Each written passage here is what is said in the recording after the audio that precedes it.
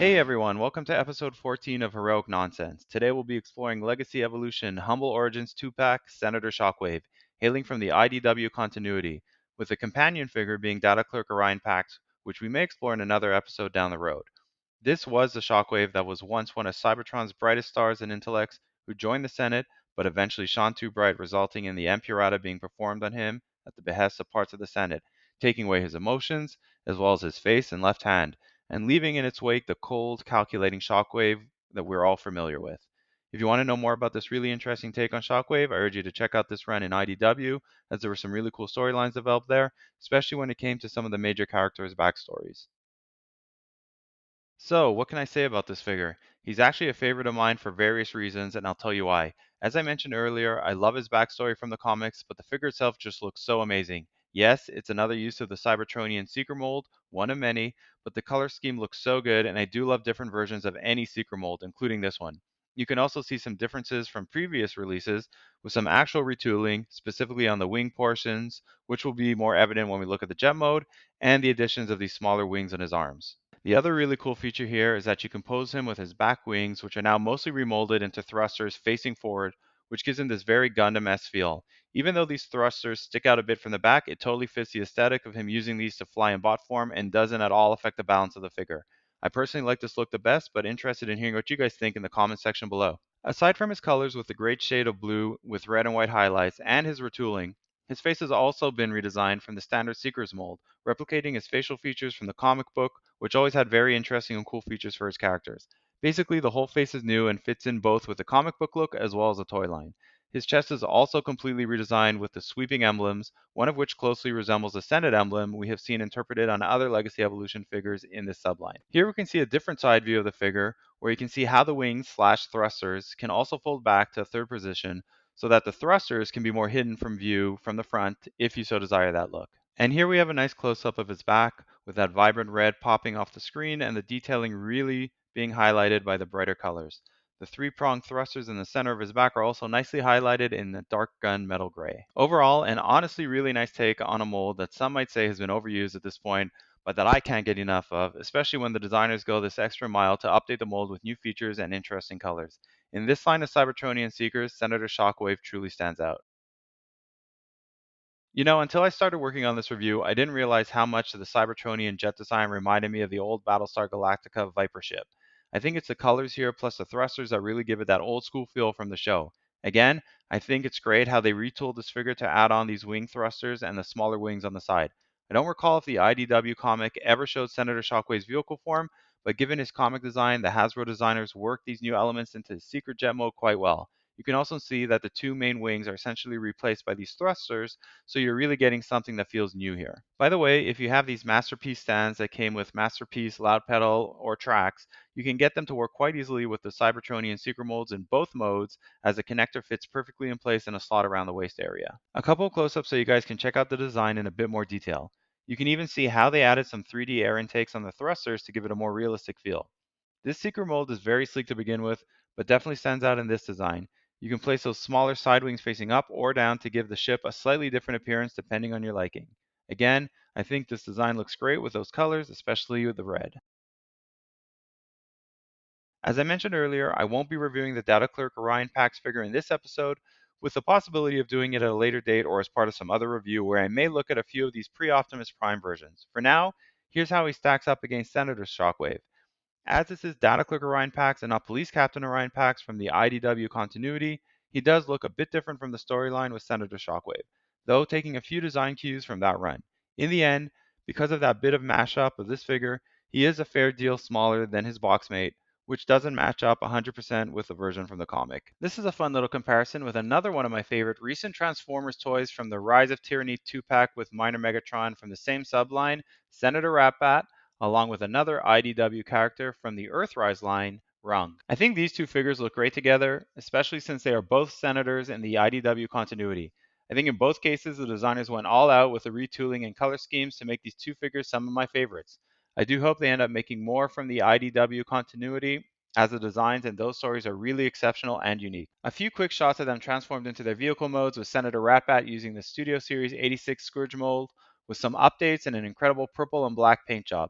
If you want to make Ratbat stand out a bit more from Scourge, you can open up his wings and create the skiff type look, resulting in two older molds repurposed into something fresh and appropriate for these characters. And since we're talking about IDW continuity, why not throw in the most evil of Decepticons, Tarn himself? You can check out his original review here in the corner link or below in the description section. Although these two technically didn't meet in the IDW continuity, and since Tarn here was already a truly evil Decepticon with his faction symbol already on his face and emblazoned on his chest, they are from the same IDW run and do look very nice together as well, so no reason you can't display them as part of a perhaps IDW display. And taking it a step further, why not put all three of these guys together since their Cybertronian vehicle designs match up so nicely? Of course, this comparison section wouldn't be complete without seeing how Senator Shockwave looks up against Minor Megatron from this subline. Again, they all look fantastic together and fun to throw in Senator Ratbat, who ultimately gets turned into a cassette of Soundwave as punishment by Megatron. Though I don't believe we ever saw Senator Shockwave with Nova Prime in the IDW comics, correct me if I'm wrong in the below comments, we do know that Shockwave, as we now know him, joined up with Nova Prime and Galvatron in the Dark Cybertron storyline, where I believe it was revealed that Senator Shockwave and Nova Prime knew each other in the past. I believe there is even a panel there that has Shockwave reliving old memories, including his time as Senator and the Empurata. The link to my Nova Prime review episode is above and in the description section below. Now, this is a completely out of whack team up, but my favorite display idea to date. I originally had planned to use Shattered Glass Starscream simply to showcase the differences between the original Cybertronian Seeker design and the retooled Senator Shockwave version, which I will do in a moment. But the two ended up looking so good together, I had to do a few display shots with them. What do you guys think? So back to the comparison, you can see here quite clearly how much retooling was done to the wing sections, and even the cockpit. Otherwise, the figures are identical from the back. As far as the Cybertronian jet modes go, the differences in the wings, both small and large ones, really stand out here.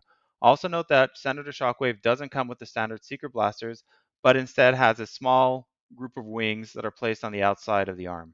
Again, other than the wing sections in the cockpit, the two are identical in jet mode as well. Simply wanted to show here how the part that forms a chest on both figures looks different, with the Senator Shockwave version having a bit more of a Senate design aesthetic versus the typical Seeker version, which incorporates the cockpit into the chest when transformed into the robot.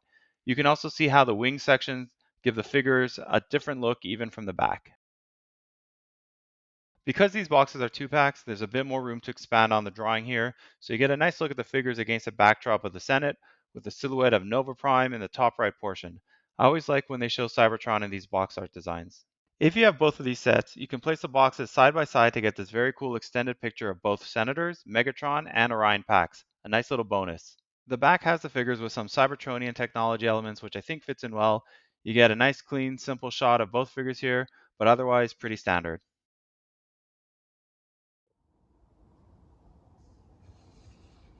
Let's start by opening up the lower arms to reveal this hollow section where we can flip in the fists. Before closing back up, we need to move the lower arm up slightly on this hinge to shorten it. And then we can close the whole thing back up. We'll do the exact same thing for the other arm.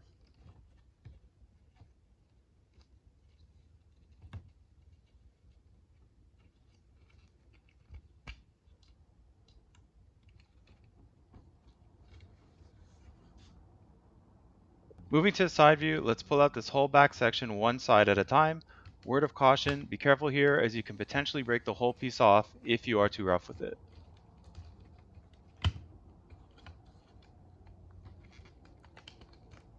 I like to lower the front jet sections down halfway here as it makes it easier to swivel the hips next. Before we do that, let's get this small plate out and tab it into the back of Shockwave's head. You'll then push back the head and plate together into the back, which will eventually fit all the way into the space once you open up the chest. For now, simply leave this chest open like this. We can then move to swiveling the body at the hips 180 degrees. And then lowering all the way down the two sections at the front of the jet. At this point, you can click these two sections into each other like so. Let's close up the feet by squeezing in both the front and back sections. And then tab this part you see here into this slot by folding in the leg. And of course, do the same thing for the other leg.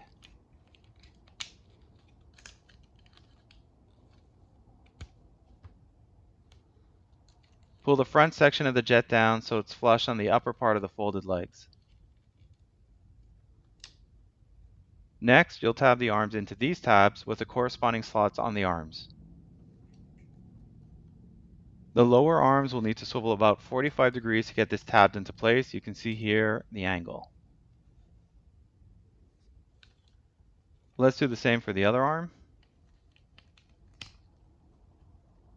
And then move on to the wing section by folding it down, making sure this small tab gets pushed into place here, followed by tabbing it into the arm right here. You can get a better view here of the tabs and corresponding slots.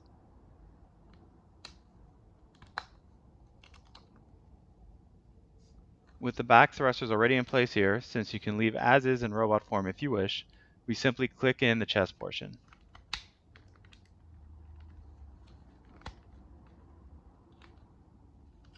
And there you have it, Senator Shockwave transformed into his sleek Cybertronian jet mode, a far cry from what he will become in the future. Let's end with some fun and interesting build and display ideas. I like this one a lot, having Senator Shockwave standing here with his blurred future version indicating things to come. I use Masterpiece Shockwave here as I don't have a Shockwave from the current line in this scale. Funny enough, they just announced the release of the 40th anniversary comic book accurate version of Shockwave, which we will definitely get and review. So here's where I go Seeker Wild, with a bunch of shots of the various versions of the mold together. Between these molds and the Earth-based Seeker molds, we have a good 20 versions of these Seekers, with more to come. Here I have Hot Link, Shatterglass, Starscream, and of course Senator Shockwave. Adding to this roster bit by bit, here is Redwing. These four are probably my favorite color schemes to date of this mold, so I really dig this display. There's one more that we already have but haven't opened that would for sure fit in nicely here. Can you guess which one? To cap it all off, here's the entire crew. We have the Cybertronian Seekers, which look awesome together. We never got Starscream, Thundercracker, and Skywarp, as I really only wanted those three in their original Earth modes, but like I said, there's another one that we will add to this group shortly, waiting in the wings. Had to throw in Hotlink and Senator Rapat here because I do think they look nice set up next to each other this way. I think Skywarp would probably also look good in this setup if I had the Cybertronian version.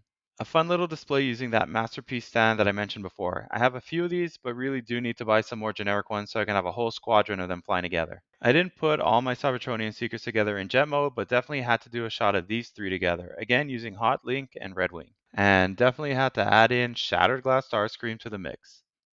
With one more from a front view. I don't know if I'm the only one with this obsession with Seekers, but if any of you have a bunch of these guys like I do, you must know how much fun it is to have them all displayed together. A cool image of Tarn and Senator Shockwave here, my two favorite toy designs from IDW to date, along with Senator Ratbat. Followed by the whole crew from the subline that we currently have. There's another set we can get from the subline, but I only really like one of those two characters in the 2-pack, that being Senator Guard Autobot Javelin. So we'll see. And to cap it all off, Senator Ratbat one more time. I did tell you I love these two Senator designs and characters. So that wraps up episode 14 with our spotlight on Legacy Evolution Senator Shockwave. Hope you enjoyed the review with some of the IDW lore built into it and will join me on this ongoing journey. Not sure who I will do next week, but thinking something toxic. See you all next week. And remember, it's all such heroic nonsense in the end. Transform!